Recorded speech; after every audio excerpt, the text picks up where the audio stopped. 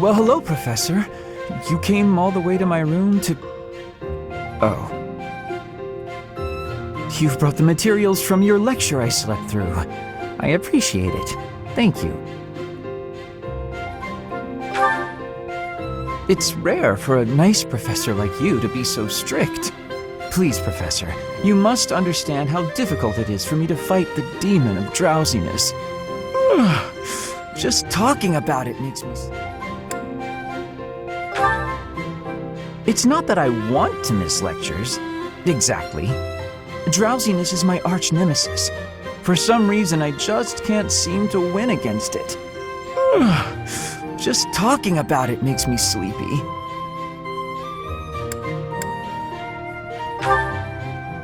It's not that I don't have enough motivation. The problem is that I don't have any at all. Not for useless things. I must compliment you, though. By this point in most That sounds more than a little exhausting. I think I'll stay in. I must compliment you, though. By this point in most... Oh no, I couldn't possibly. I would certainly injure myself if I tried to train while drowsy. I must compliment you, though. By this point in most conversations, I'm bored senseless. But I'm enjoying this. I wonder why. What is it about you that fascinates me so? You're definitely a strange one.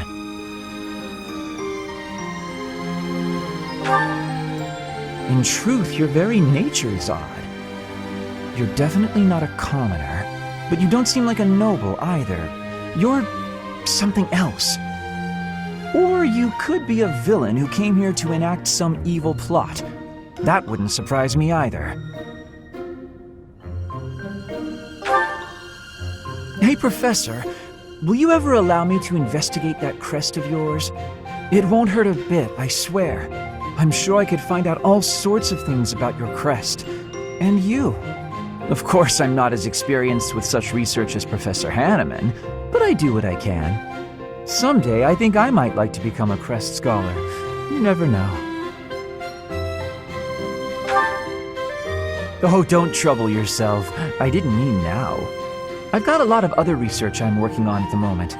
I tend to start a project, get bored, and then leave it be. I might be ready to investigate your crest soon. I'd have to tidy up a bit first.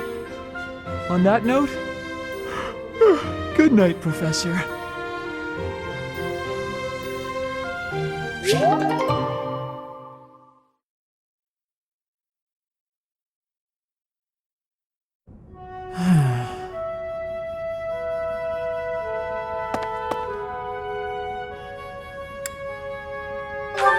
It's just, I was wondering why it seems as if no one values their own lives. Why do we fight until we die? Why do we kill without hesitation? I hate it. I don't like taking lives, or even the sight of blood. In the last battle, some of the soldiers under my command died for foolish reasons. Those soldiers could have pulled back. Instead, they kept fighting and were overrun. Am I supposed to be satisfied with the victory alone, even at the cost of such life?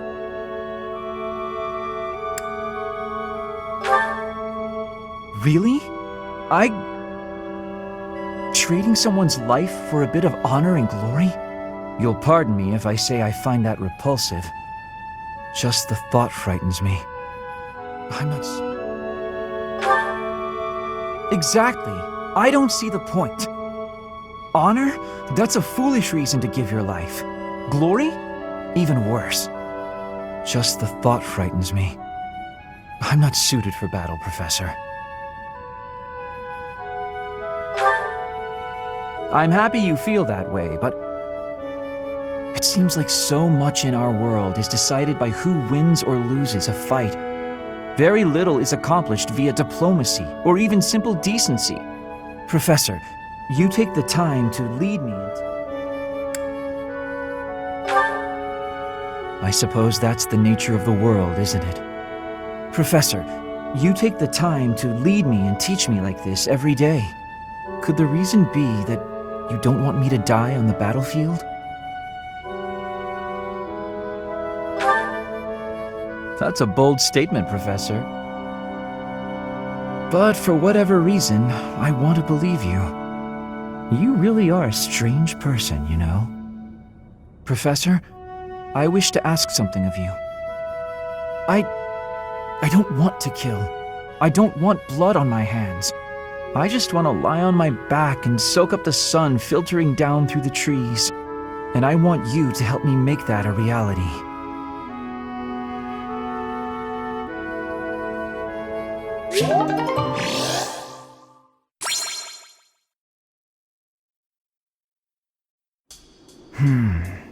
Ah, yes.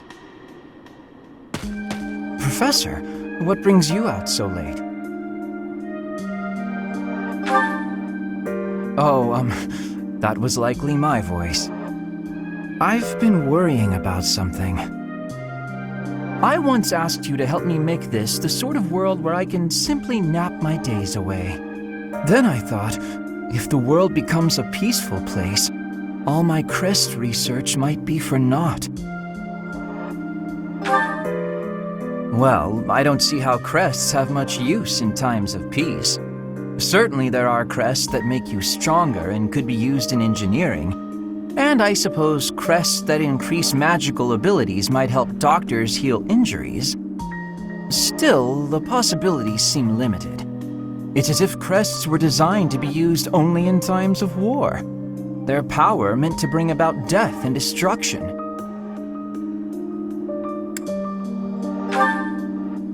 I cannot prove what I say is true, but suppose for a moment that it is.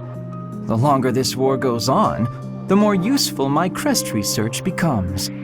But if the war were to end today, we would go on living, perhaps not using the power of our crests at all. It is truly my dream to be a crest scholar, but I also dream of all the wonderful naps peace would bring.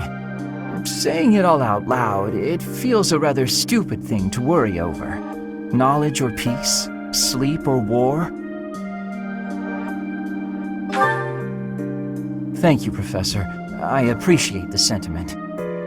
Although if I stop researching crests, I'll have one... You know, you're right. In the end, maybe it's not that stupid after all. It certainly isn't to me. Although if I stop researching crests, I'll have one less excuse to spend time with you. Professor, don't make faces like that. People like you, who listen to my blathering and then nod and smile as though what I say matters, people like you are very precious to me.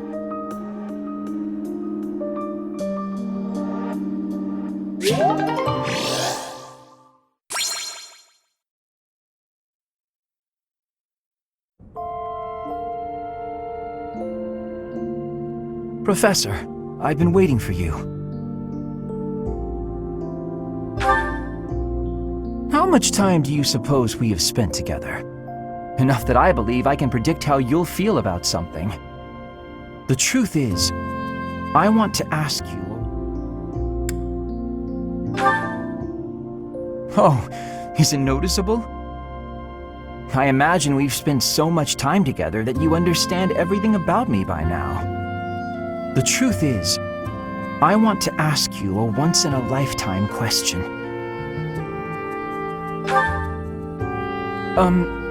Yes. I know that the end of the war hasn't granted you limitless free time, but you must have more time on your hands than you did during the war, yes? Would you spend that time with me? I want to know more about you.